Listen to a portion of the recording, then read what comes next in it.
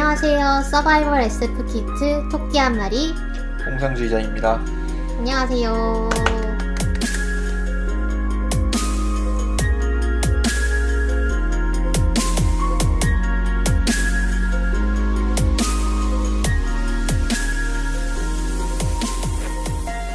네.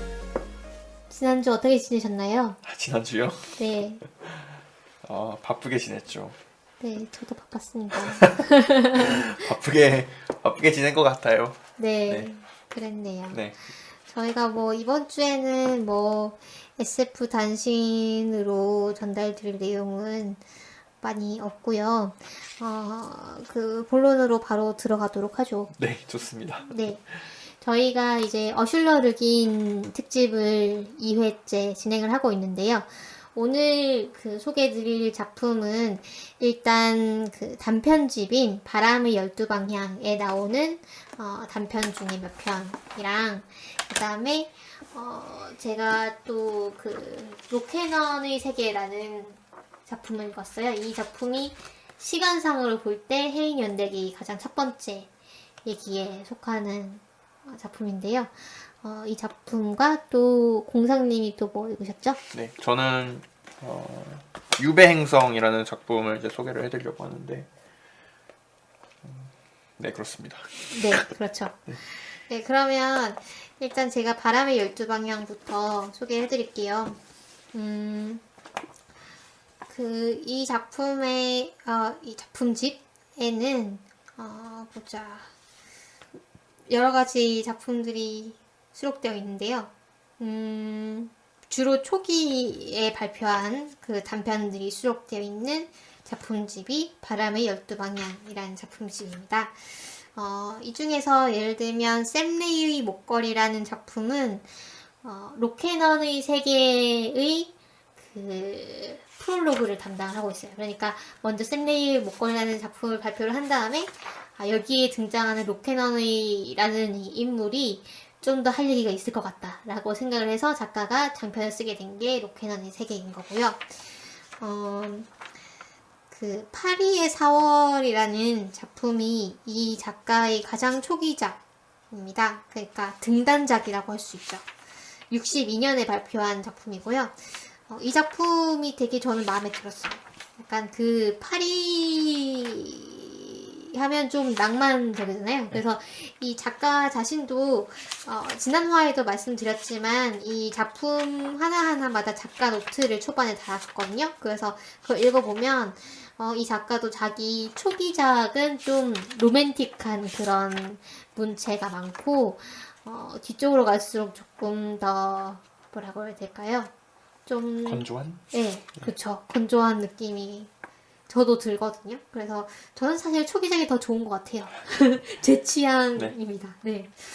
근데 파리의 4월은 어떤 내용이냐면 파리의 어떤 집에 있는 교수, 이 사람이 어떤 옛날 15세기 문헌들을 연구하는 15세기에 살았던 어떤 작가가 어떻게 죽었는가에 대해서 연구하는 사람인데 누가 관심 있겠어 이러면서 막 자책을 하면서 막 고민에 빠져 있어요. 이거를 내가 밝혀낸다고 해서 누가 어떻게 진짜라고 얘기를 해줄까 이런 증명을 해줄까라고 생각을 하는데 그보다 딱 몇 년 전이었죠? 15세기에 딱 그 건물에 살던 사람이 흑마법을 부려요.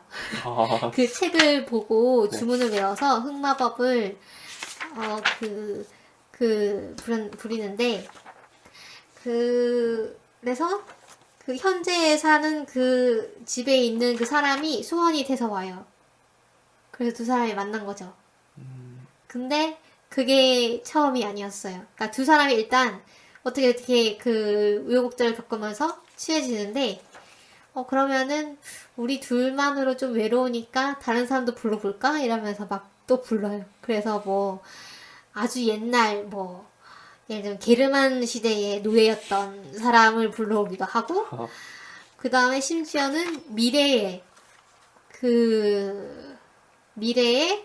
뭐 지구가 아닌 다른 행성 출신인데 지구의 고고학 연구를 하러 온 사람을 소환하기도 해요.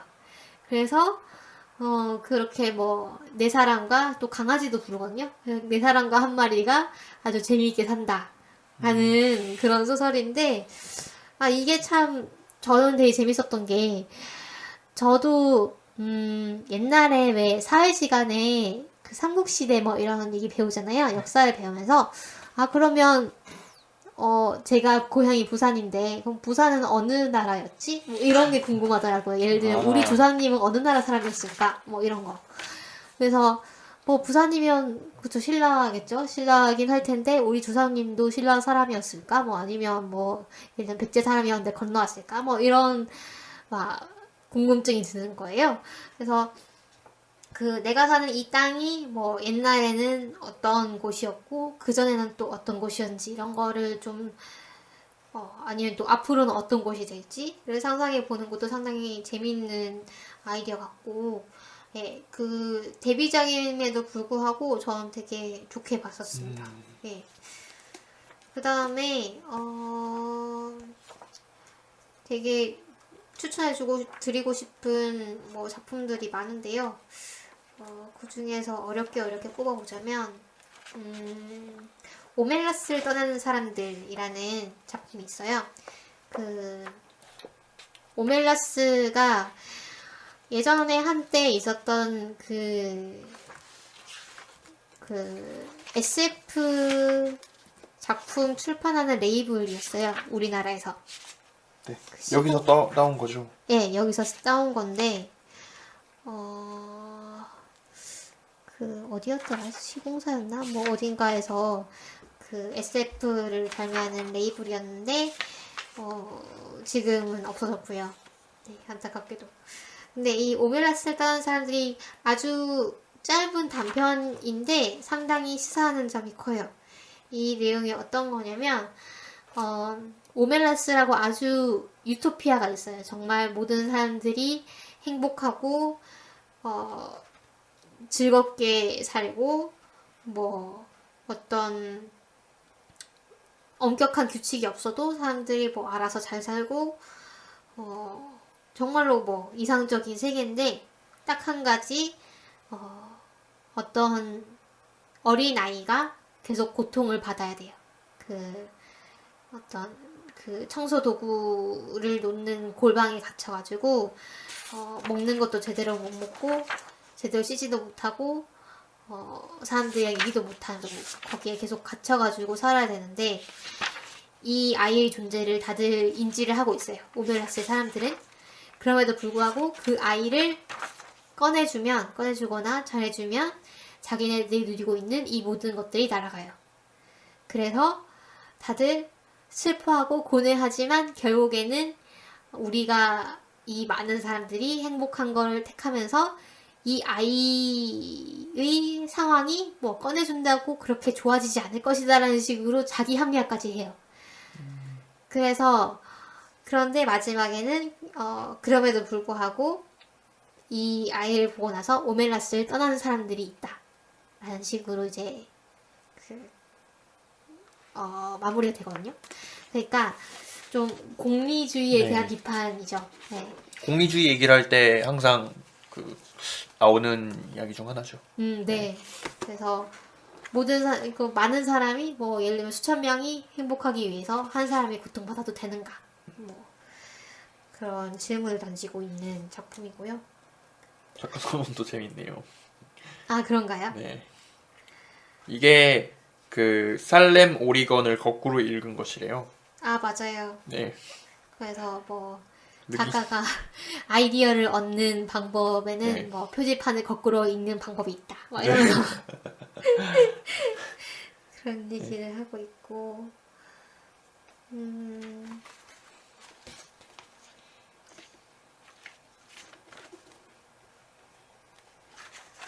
그리고 또 추천해드리고 싶은 작품이 여기에는 그 SF만 있는 건 아니죠?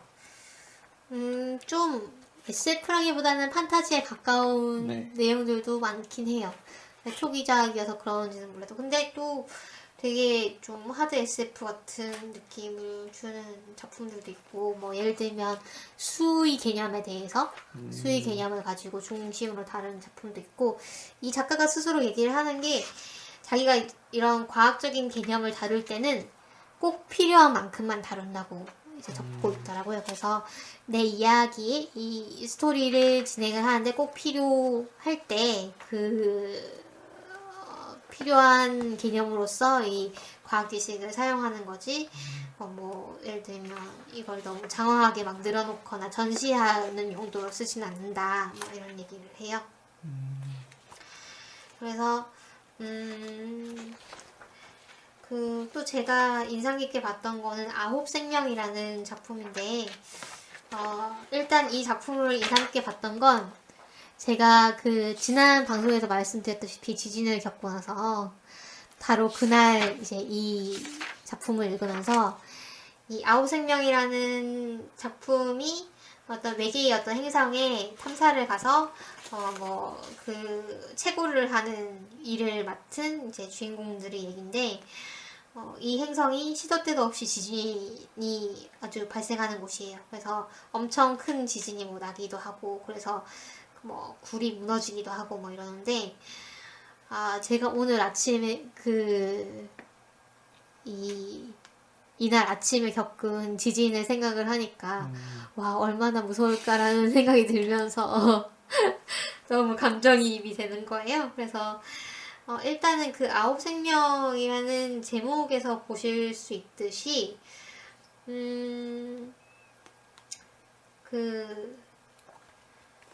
클론이 나옵니다. 10명의 클론이 나와요.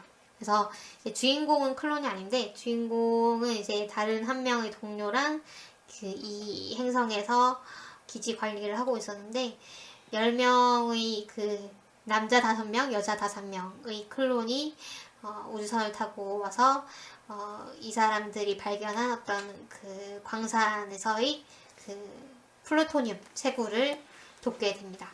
근데 제가 생각했을 때는 꼭 뭐 이런 정도일까라고 생각이 드는 게, 사실 우리가 쌍둥이, 1년속 쌍둥이를 봐도 그렇지만 DNA가 같다고 해서 꼭 사람이 같은 모양으로 이제 그쵸. 예, 자라진 않거든요. 사실 환경의 영향도 많이 받고, 뭐 그 두 사람이 똑같은 생각을 하지도 않고요. 당연히. 그래서 근데 이 소설에서는 그 10명이 거의 동일한 생각을 하고, 동일한 사고를 하고, 동일한 시점에 고개를 끄덕이고 동일한 행동을 하고 이런 식으로 이제 얘기가 나오거든요.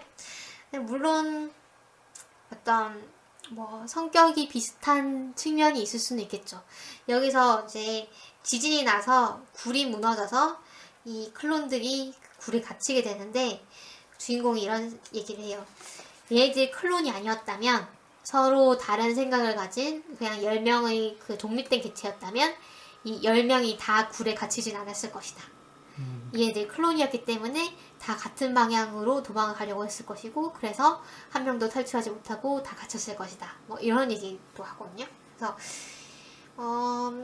이게 좀, 저는 처음에는 이게 좀 클론에 대해서 좀 이 작가가 오해한 게 아닐까라는 생각을 했었는데요. 뒤로 갈수록 사실은 뭐 꼭 오해라기보다는 이 어떤 획일화된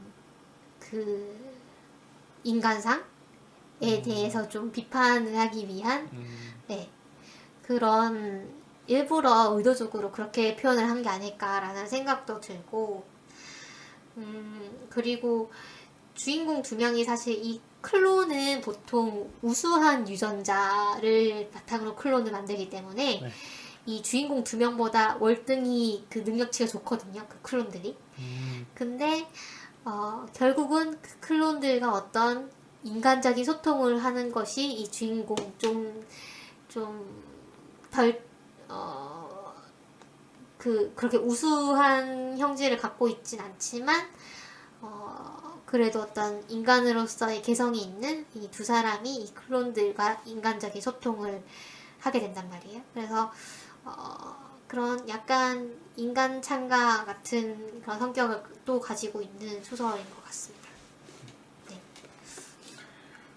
지진 이야기를 하니까 네. 또 생각나는 작품이 있는데 요거는 바람의 12방향에 수록되어 있는 작품은 아니고요. 네. 어스시 연대기의 단편집에 수록이 되어 있는 이야기입니다. 높은 습지 이야기라는 작품인데, 높은 습지요. 네, 높은 습지 이야기. 네.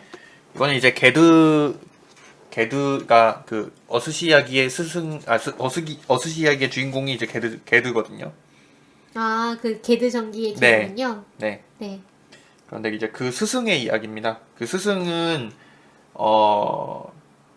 엄청난 대마법사라고 표현이 되는데 지진을 막았다라고 이제 이야기가 되거든요. 그 지진을 막은 이야기에 대한 그 내용이에요. 근데 사실은 그 어스시의 그 스승 이름이 오리할이었나 그렇거든요. 네. A할이네요. A할. 네. A할이 지진을 막은 게 아니고 A할의 스승이 지진을 막은 것이거든요. 그 소설에서는 어떻게 묘사가 되냐면은 이 어스시 연대기의 이야기는 기본적으로 모든 사물이 이름을 가지고 있어요. 진명을 가지고 있어요. 아, 그 얘기 뭐 이 단편집에도 나와요. 네. 네. 그래가지고 그 이름을 알게 되면 그 사물을 좀 네. 조정할 수 있는? 네. 네, 그렇죠. 이름의 법칙이란 단편에 그런 얘기가 나오거든요. 네. 네. 예를 들어 그 돌은 톨크라고 하거든요. 네. 왜 외우고 있는지 모르겠는데 돌은 톨크라고 하고 이 그 예를 들어 자기의 진정한 이름을 다른 동물로 바꾸면은 자기의 모습을 변화시킬 수 있어요. 호호. 예를 들어 새가 되어서 날아간다던가 그런 일을 할 수 있어요. 그런데 만약 그 새로 너무 오래 있게 되면은 자기의 그 원래 이름을 까먹어서 그대로 새가 되어버리기도 하고 막 그래요. 아, 그런데 이 지진을 멈추기 위해서는 땅에게 말을 걸어야 하거든요. 네. 그런데 사실은 그 땅에게 말을 거는 것이 굉장히 어려워요. 예를 들어 바다에게 예를 들어 막 바다를 조종하고 싶다 그러면은 바다에 부는 모든 바람의 이름을 다 알고 있어야 돼요. 오. 그래서 그 일을 하는 항해사가 있어요. 그 바람술사라고 하나? 그래서 그 사람들은 배에 타가지고 이렇게 그 바람의 이름을 다 가지고 바람이나 파도의 이름을 가지고 배의 방향을 조정하는 그런 일을 하거든요. 그리고 그 예를 들어 바다의 모든 바다를 다 조종하기 위해서는 바다의 물 입자 하나하나마다의 이름을 다 알고 있어야 되는데 그게 불가능하기 때문에 바다를 조종하는 건 뭐 불가능하다 이런 얘기도 하고요. 그래서 기본적으로 땅을 조종하는 것도 굉장히 어려워요. 지진이 일어났을 때 그 지진을 잠재우기 위해서는 그 지진이 일어나는 곳에 그 땅의 이름을 다 알고 있어야 되는데 그게 불가능하기 때문에 그 어스시의 그 높은 습지 이야기에 나오는 그 오리할의 스승 이름이 기억이 안 나는데 그 사람이 어떤 일을 하냐면 지진을 막기 위해서 자기가 땅이 돼요. 자기의 이름을 땅으로 바꿔요. 이 금지된 마법이라고 나오거든요. 거기서는 왜냐면 자기 이름을 땅으로 바꾸면은 사람으로 되돌아가는 게 불가능해요. 네. 그래가지고 그냥 땅에 갇혀요. 그러니까 사실은 땅이 되는 것이죠. 네. 그래가지고 그 땅 속으로 들어가가지고 자기가 지진을 멈춰요. 호호. 그런 이야기입니다. 그렇구나. 네. 어스시 이야기도 읽어보시면 재밌어요. 네, 네. 재밌겠네요. 사실 저도 누가 지진을 정말 멈춰줬으면이라고 생각하고 있었는데 네. 그런 희생이 필요하다면 좀 고려해 네. 다시 해봐야겠네요. 아 진짜 지진이 그냥 예를 들면 그러니까 예보가 가능하거나 네. 예. 뭐 예방이 가능하거나 하면 그렇게 무섭지 않을 텐데 이 지진도 그렇고 그 후에 여진도 그렇고 우리 예측할 수가 없는데 예측할 수 없는 시점에 예측할 수 없는 강도로 온다는 게 정말 무서운 것 같아요. 맞아. 그래서 그러면 그 다음에 이제 로켓넌의 세계를 제가 소개를 해드릴게요. 그 로켓넌의 세계는 샘 레이의 목걸이라는 단편이 그 모티브가 되어서 예, 그 쓰신 장편인데, 샘레이의 목걸이는 간단한 내용이니까 제가 그 대충 소개를 해드릴게요. 샘레이라는 아주 아름다운 귀족이 있는데, 여성이 있는데 그 왕이랑 결혼을 했어요. 그래서 근데 이분은 너무 가난했어요. 그래서 왕의 체면을 살려주지 못하는 게 혼자 그냥 부끄러워서, 왕은 아무 말도 안 했는데 부끄러워서 자기 일족에 내려오는 유물인 그 목걸이를 찾아야겠다라고 생각을 해서 그 수소문을 해가지고 찾으러 다녀요. 근데 알고 보니까 이 연맹의 박물관에 그게 보관되어 있는 거예요. 그래서 그 연맹의 박물관까지 그 아광속 우주선을 타고 갑니다. 근데 이 우주선이 그 아광속 우주선이라는 거를 그 당시에는 몰라요. 이 주인공. 그냥 타요? 네, 그냥 타요. 우주선인 줄 알고. 네네. 그냥 우주선이라는 것도 몰라요. 개념도 몰라요. 그냥 아, 어딘가 그냥 좁은 버스 방에 탄다 이런 느낌으로. 버스도 없어요. 이 행성에는. 아, 그래요? 네. 그렇죠. 아주 옛날 시대의 네, 문명이 시대 자체가 네, 좀 그 문명이, 기계 문명이 그렇게 발달하지 않은 시대고, 이 행성에 4가지 종족이 살고 있는데, 주인공은 이제 그 중에서 가장 귀족 대우를 받는 종족이고, 그 다음에. 고양이를 타고 다닌다 그러던데요. 하늘을 나는 고양이를 타고 다닌다. 그게 바람말이라고 해서, 네. 예. 그게 그리폰 같아요. 네, 그리폰류인데, 그 햇빛을 좋아하고 물을 싫어한다 그래가지고 고양이 같다 뭐 이런 식으로 묘사가 되거든요. 근데 이 4개의 종족 중에 진흙족이라는 그데미어라는 종족이 있는데, 그 종족만 이제 그 외부 세계, 그러니까 그 연맹으로부터 어떤 기술을 전도받아가지고 좀 어느 정도의 기계 문명을 갖추고 있어요. 예를 들어 환풍기라던가 뭐 기차라던가 이런 정도는 있고, 그 다음에 그 연맹에서 선물을 받은 우주선이 있어요. 그 연맹으로 갈 수 있는. 그래서 이제 그 샘레이가 그 종족한테 부탁을 해서 그 우주선을 타게 되는 거죠. 그래서 근데 이제 샘레이는 이 우주선인지도 몰랐으니까 이 광속으로 여행을 갔다 오면 실제 시간은 12년이 흐른다는 걸 모르고 갔던 거예요. 그래서 목걸이는 찾았는데 다녀오니까 남편이 죽고 없는 거예요. 왕이요? 네. 그래서 울면서 뛰쳐나가는 장면으로 끝나는 그런 내용이고, 그리고 이제 록캐넌이라는 사람이 그때 그 박물관에 있었던 사람입니다. 박물관에서 샘레이한테 목걸이가 당신 것인가요? 그러면 당연히 드려야죠 라고 하면서 그 목걸이를 건네줬던 사람이고, 어떤 그 인류가, 그 연맹이 어떤 행성에 토착하는 그 종족한테 어떤 간섭을 하면 안 된다라고 생각을 하는 사람이고, 근데 이 행성에 와서 좀 이렇게 민속 조사를 하다가, 그러니까 학자예요. 학자인데 하다가 어느 날 그 연맹의 그 어떤 집단인지 사실 그렇게 구체적으로 나오진 않는데, 연맹의 적이 자기 우주선과 동료들을 다 죽여요. 그 레이저 포를 가지고. 그래서 자기만 이제 살아남게 된 거죠. 그래서 거기에 앤서블도 있는데 그것도 없어졌으니까 이 내용을 뭐 연맹에 알릴 도리도 없고, 그래서 뭐 앤서블이든 뭐든 찾아가지고 이 적들을 쫓아내려고 남쪽으로 여행을 하게 됩니다. 그래서 이 책도 어둠의 왼손이랑 좀 비슷한 느낌이 들어요. 주인공들이 아주 고생을 하면서 근데 이 책은 좀 고생이라기보다는 좀 더 모험 느낌이 강해요. 뭐 신기한 뭐 종족을 만나게 되거나 뭐 어떤 다양한 경험을 하거나 뭐 이런 내용들이 많기 때문에. 그 다음에 이제 소설 자체도 좀 짧아요. 짧고 좀 부담 없이 보실 수 있을 것 같아요. 그래서 제 생각에는 어둠의 왼손을 처음에 읽으시는 것보다는 록캐넌의 세계를 먼저 읽으시는 것이 좀 부담이 저희가 덜한. 록캐넌의 세계를 먼저 소개했어야 되는 거 아닐까요? 근데 뭐 네. 꼭 그럴 좀. 그럴 필요는 없죠. 네네. 네. 아, 뭐. 저도 이미- 못 읽어봐가지고. 네네, 저도 어둠의 왼손 먼저 읽었어요. 아, 읽었는데, 네. 네. 근데 혹시 아직 안 읽으신 분들이 있다면, 이제 로케나의 세계를, 추천을 해드립니다. 여기 보면은 정말, 좋은 부분들이 많아요. 그러니까, 좀 되게 톨킨의 반지의 제왕틱한 그런 분위기가 있어요.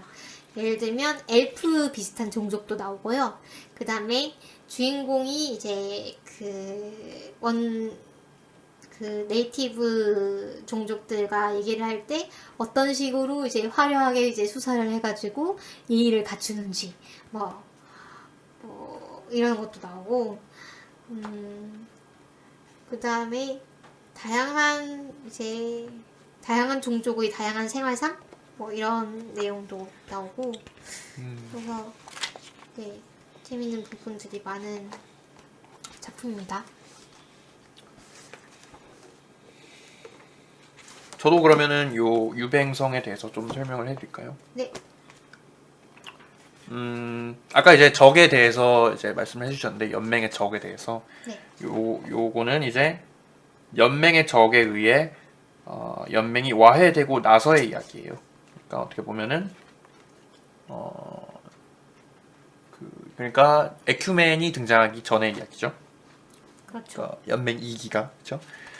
그래서 요거는 유배 행성이라는 게 이 행성에 원래 연맹에서 이 행성에서 접촉을 위해서 내려와가지고 막 도시도 만들고 사람이 엄청 많이 살았다가 이제 연맹의 적이 등장을 해가지고 연맹이 와해돼가지고 그 행성에 얼마 안 되는 몇만 명 정도의 사람을 놔두고 떠나요. 그런데 점점 시간이 지나면서 이 사람들의 인구가 점점 막 줄어들어요. 이 행성에 대해서도 좀 설명을 해드려야 될 것 같은데, 이 행성의 이름이 기억이 안 나는데,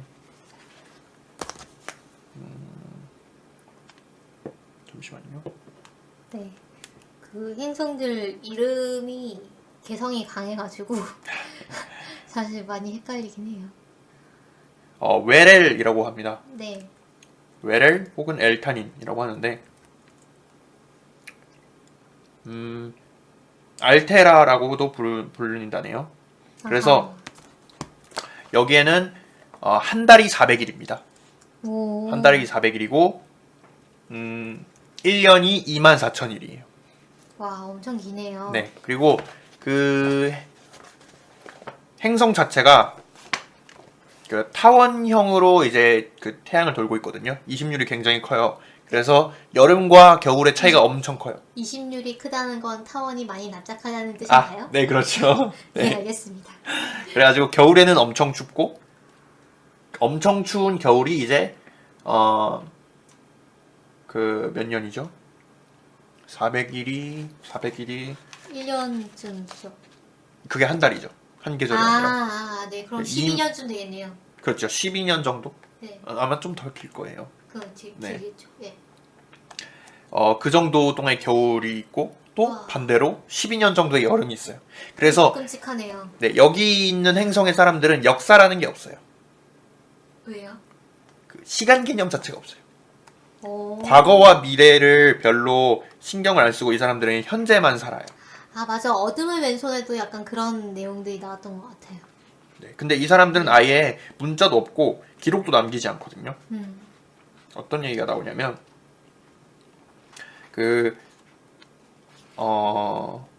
외계인들이 있다 그랬잖아요. 여기 연맹에서 온 외계인들이. 네. 이 사람이 이제 여기에 토착 원주민의 어떤 부족장을 찾아가가지고 뭐라고 하냐면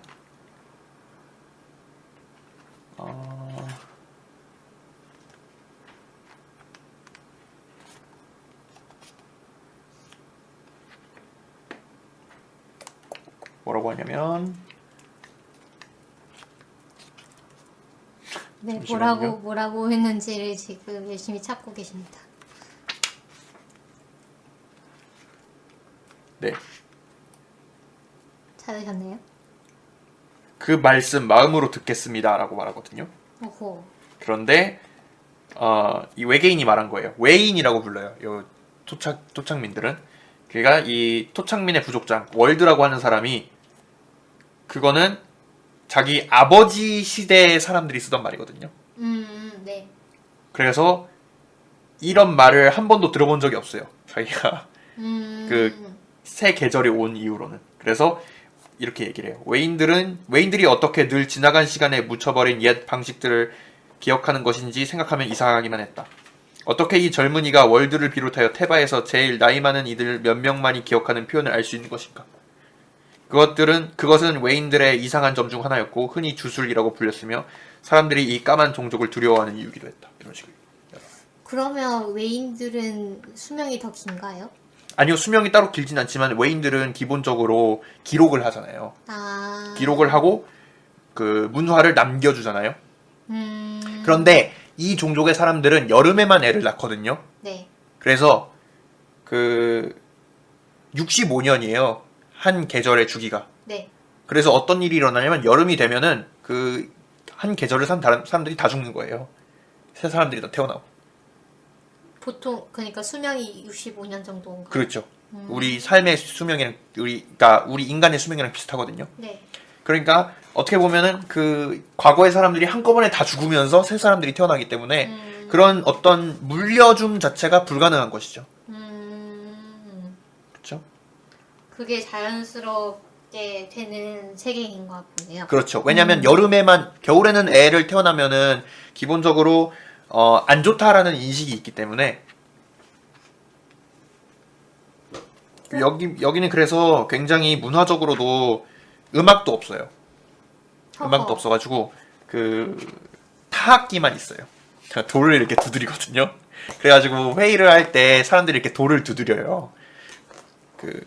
삥 둘러 앉아가지고 한쪽만 남겨놓고 족장의 자리만 남겨놓고 돌을 이렇게 막 꽝꽝꽝꽝 두드려요. 돌 2개를 가지고. 그러면은 족장이 그 자리에 앉으면은 회의가 시작되거든요. 그거를 돌두드림을 닫는다라고 표현을 해요. 돌두드림을 닫는다고요? 네. 돌두드림의 원을 닫는다. 이게 회의를 시작한다는 뜻이래요. 호호. 그래가지고 이런 종족들이 있는데 그러니까 그 외인이라고 하는 그 외계인들이 있고 그 외인들은 자기를 사람이라고 생각하고 외인은 사람이라고 생각을 안 해요.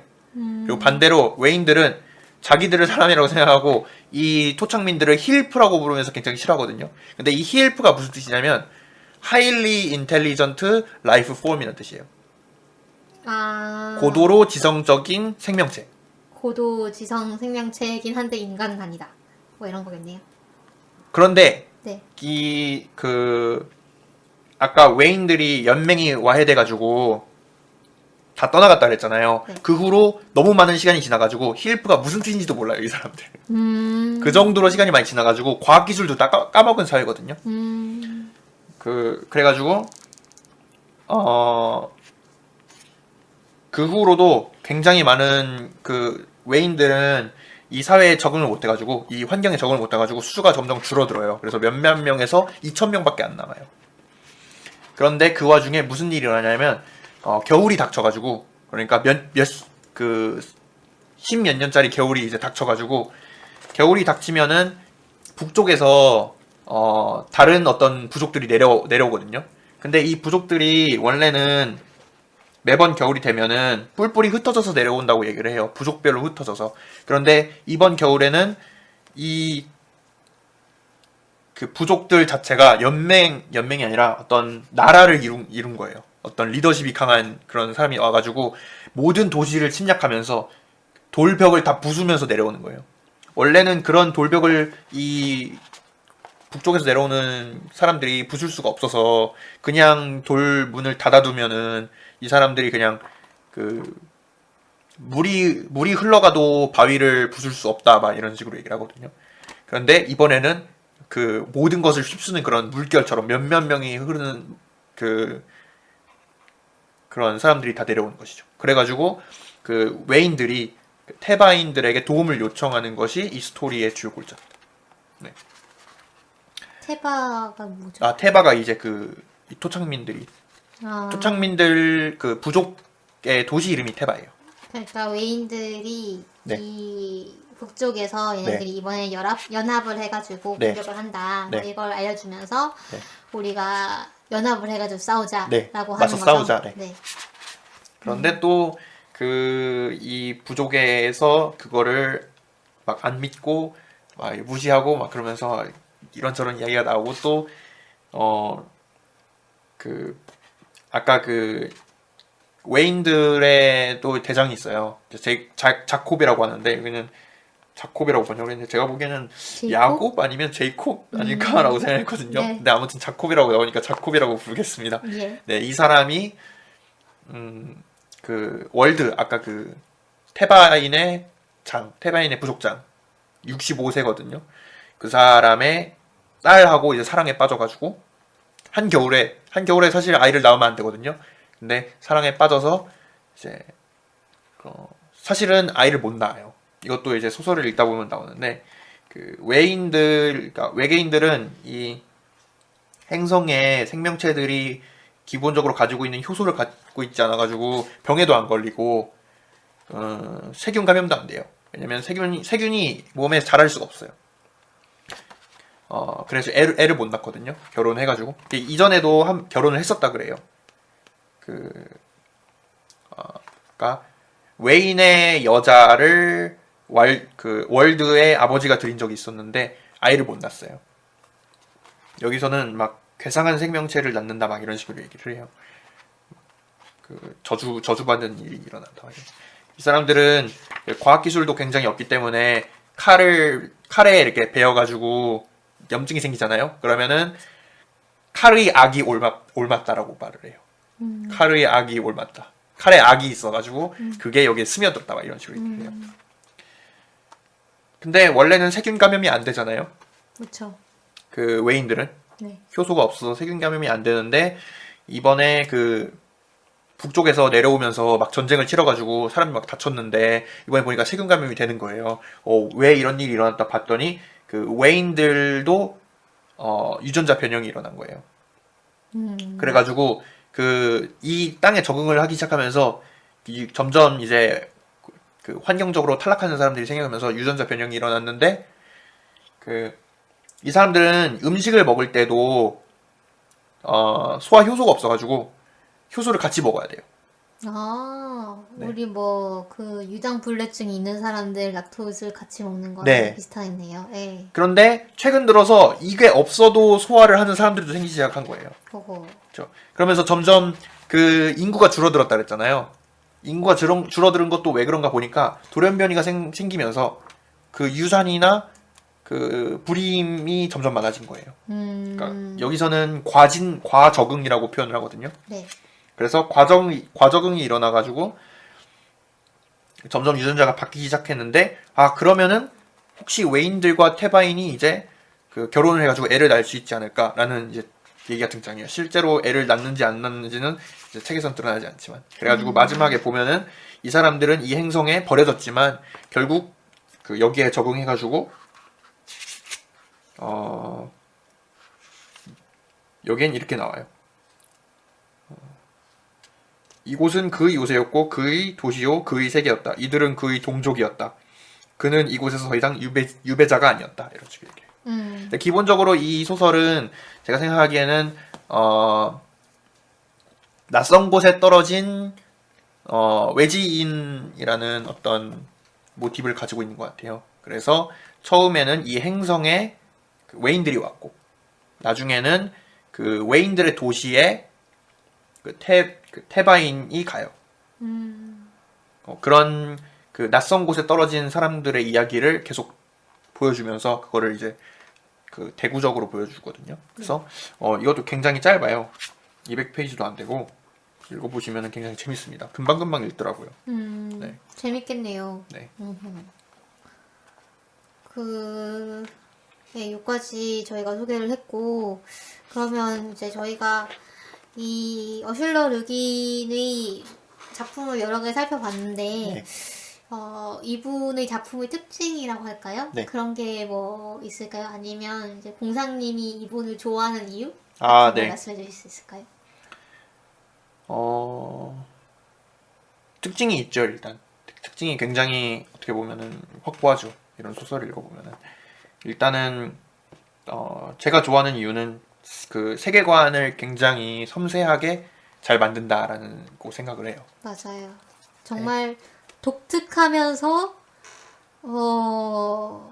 그 신선하면서 근데 다 말이 되는? 네, 또 네. 낯설지 않은. 그렇죠. 네. 어딘가 닮은 점이 있으면서 신선하면서 그러니까 어떤 현실의 비유로서 작용하는 게 보이긴 하지만 그럼에도 불구하고 신선하고 네, 그런 면이 있는 것 같아요.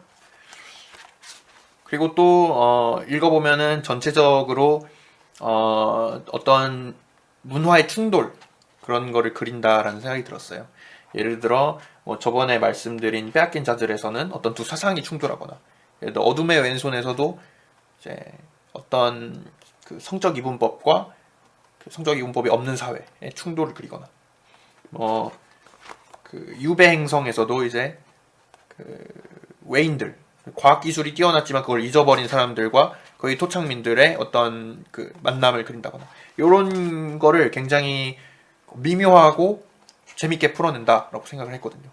그러면서 그 사이에서 어떤 단순히 그런 이야기에서 끝나는 것이 아니라 그걸 가지고 어떻게 그 철학적인 어떤 걸 보여주는 거죠. 그게 그 어둠의 왼손의 그 서문에서 나오듯이 진리를 보여주기 위해서 어떤 허황된 이야기를 쓴다라고 말을 하잖아요. 그런 것들을 하는 것이죠.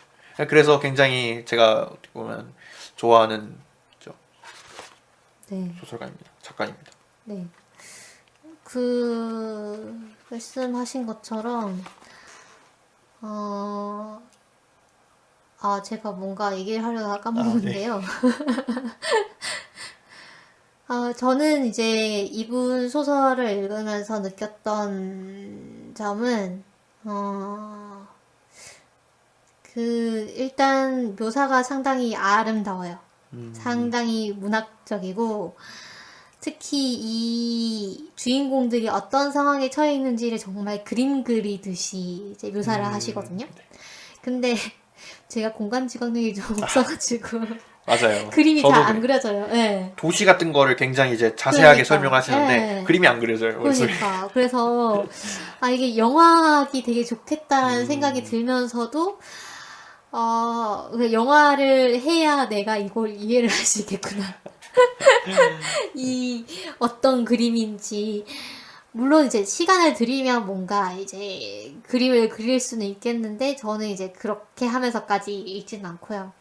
그래서 그렇게 이제 그림 그리듯이 묘사하는 글을 잘 읽으시고 좋아하시는 분들이라면 상당히 좋아하실 만한 그런 부분들이 많은 것 같고요.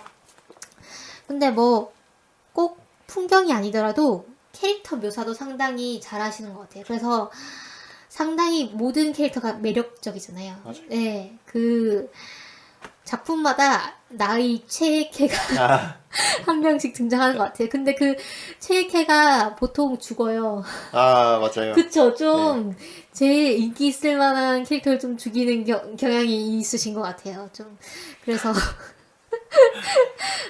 상당히 그런 부분이 참 안타깝기도 하고 그 다음에 보면 또 이제 주인공들이 고생을 많이 하는 것 같아요. 제가 이제 어둠의 맨손이랑 그 로케넌의 세계, 그 다음에 또 단편집 정도만 읽어봤지만, 이제 주인공과 그 주인공 일행이 상당히 긴 여정을 떠나고 그 여정 가운데에 좀 고생을 하는 그런 서사를 좀 즐겨 쓰시는 것 같기도 하고, 그 다음에 제가 아까 하려던 얘기가 떠올랐어요. 말씀하신 대 그 문화의 충돌을 그리고 있는데, 보통은 이제 과학기술이 발전한 쪽이 좀 미개한 쪽을 돕는 방식으로 그리잖아요. 네, 그렇죠. 근데 이분의 소설들은 좀 그런 걸 지향하려는 느낌이 오히려 강해요. 반대인 경우가 그렇죠. 많죠. 네. 이 사람들이 비록 과학기술이 많이 발전하진 않았지만 이 사람들 나름대로의 문화와 전통과 어떤 철학들이 있고 그 철학이라는 게 그러니까 뭐 어떤 그 학문으로서의 철학이 아니고 어떤 삶의 철학이라고나 할까요? 그들이 삶에서 어떤 것을 중요하게 여기고 왜 중요하게 여기는지에 대해서 그 외부인인 그 주인공, 뭐 연맹 출신이든 뭐 지구인이든 이 주인공이 배워가면서 이런 다양한 문화를 존중해야 된다는 메시지를 일관적으로 던지고 있는 것 같아요. 그래서 어떻게 보면 이제 인종차별이라던가 성차별이라던가 아니면 최근에 뭐 그런 게 문제가 됐던 제가 페이스북에서 뭐 동영상을 봤는데 그 BBC 코리아였나? 거기서 그 흑인들에 대한 편견에 대해서 진짜 이제 그 분들이 나오셔가지고 얘기를 하시더라고요. 뭐 흑인은 되게 못 사는 줄 안다. 라던가 뭐 아프리카라고 하면 아프리카의 나라인 줄 안다. 뭐 이런 내용이라던가 뭐 그런 편견들, 뭐 흑형이라는 그런 호칭도 뭐 자기네들이 듣기에는 뭐 그렇게 썩 유쾌한 것은 아니다. 라든가 뭐 이런 얘기를 하시더라고요. 그런 식으로 우리가 어떤 우리나라 사람들은 특히 단일 민족 국가, 뭐 지금은 아니긴 하지만 단일 민족 국가라는 이 믿음이 되게 강하고 실제로 다른 문화에 대한 포용성이 그렇게 높진 않아서 좀 숨어 있죠. 그런 사람들이. 그렇죠. 외국인들이 특히 이제 비서구권 사람들의 경우에. 그래서 이런 부분들을 그런 어떤 좀 더 포용을 해야 되고 어떤 각자의 문화의 가치를 존중해야 된다라는 메시지가 오늘날의 우리나라에 던지는 그런 의미도 클 것 같아요. 네.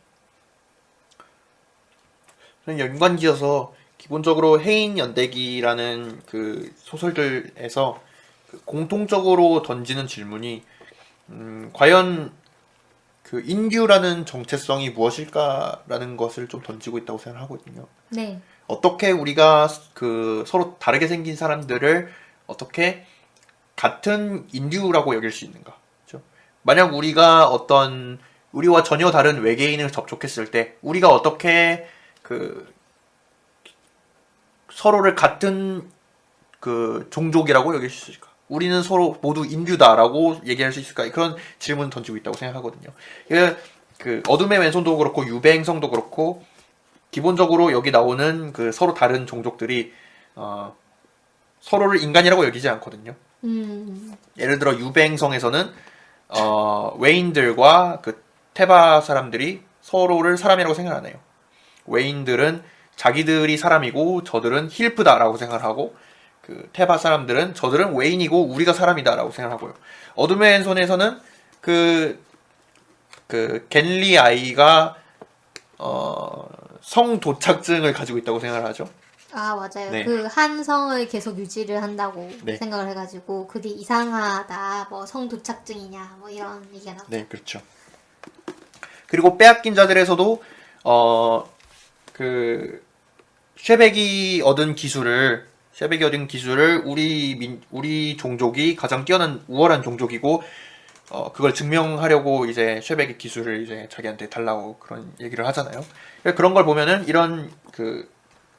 이 소설들이 다 우리가 어떻게 다른 민족을, 다른 종족을 어떤 같은 인류로 어떻게 묶을 수 있을 것인가라는 그런 것에 대해서 질문을 던지고 있지 않을까 저는 좀 생각을 좀 들게 해요.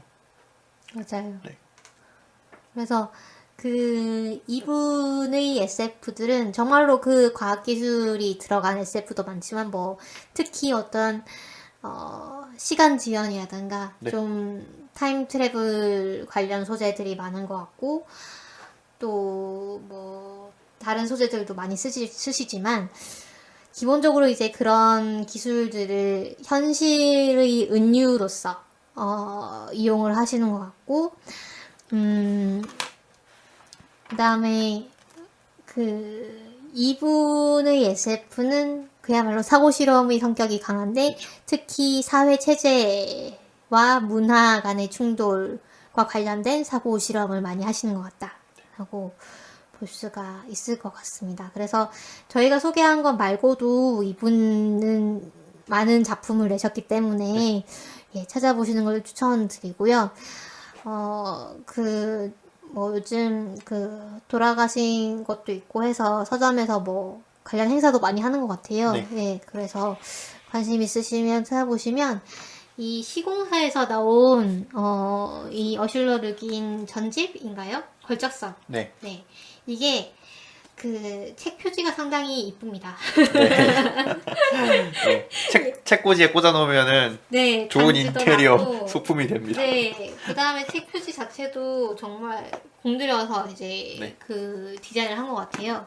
그래서 그 부분 참고하시고, 로켓눈의 세계는 지금 절판이 됐다고요? 네, 살려고 하는데 구할 수가 없더라고요. 네, 그래서 아마 근처 도서관을 가셔서 구해보시는 게 좋을 것 같기는 합니다. 네. 그러면 또 하실 말씀이 있으신가요? 다음 방송 주제는 어떻게 할까요? 다음 방송 주제요? 네. 다음 방송 제가 정할 주제를- 차례인가요? 아니요, 제가 정할 차례였던 것 같습니다. 아, 그런가요? 예. 아마 정해놓지를 않았네요. 정해놓지를 않았는데, 제가 애니메이션 특집을 한번 해볼까요? 좋죠. 애니메이션 특집. 네. 제가 일본 애니메이션을 되게 좋아하거든요. 네. 아시겠지만, 공상님은. 네. 이키 아시죠? 그렇죠. 네, 저희 동력을. 근데 제가 또 뭐, 되게 최신 애니메이션보다는 조금 옛날 애니메이션 위주로 좋아하고, 뭐 그렇다고 요즘 신작도 뭐 가끔 보긴 봅니다만은, 그래서 제가 좋아하는 애니메이션 중에 SF적인 요소가 많은 애니메이션들을 또 좋아해요, 제가. 그래서 그런 부분을 위주로 한번 소개를 해보도록 하겠습니다. 그리고 공상님도 제가 추천하는 작품을 네. 하나하나 두 개쯤 보겠습니다. 네, 보시고 네. 같이 얘기를 해보도록 하죠. 그래서 이제 설이네요, 다음 주가. 그렇네요. 네, 다음 주가 아니고 저번 지금 주가 설입니다. 방송이 올라갔을 시점에는 이미 설이 지났겠지만 그래도 새해 복 많이 받으시고 네. 예, 설 잘 쉬셨길 바랍니다. 네, 저희는 아직 안 쉬었지만 잘 쉬셨길 바라고요. 네. 저희 방송은 여러 가지 매체로 들으실 수 있는데 일단 페이스북에 페이지 서바이벌 SF 키트 있고 유튜브에도 채널이 있고요. 네, 파티나 팟빵 그리고 아이튠즈 팟캐스트로도 구독하실 수 있습니다. 그리고 혹시 뭐 감상이나 뭐 리뷰 뭐 의견 뭐 가리지 않습니다. 네. 페북 메시지로 간단하게 보내주셔도 되고요. 아니면 survival sf kit @gmail.com 메일로 보내주시면 저희가 정말 감사히 네. 받아서 최대한 반영을 해보도록 하겠습니다.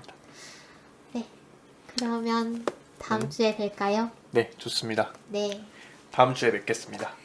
네, 그리고 저희가 지난 방송에서 약간 녹음 상태가 네. 안 좋았을 것 같은데 네. 그 점 양해를 부탁드리고요. 그러면 다음 주에 뵙겠습니다. 네, 감사합니다. 감사합니다.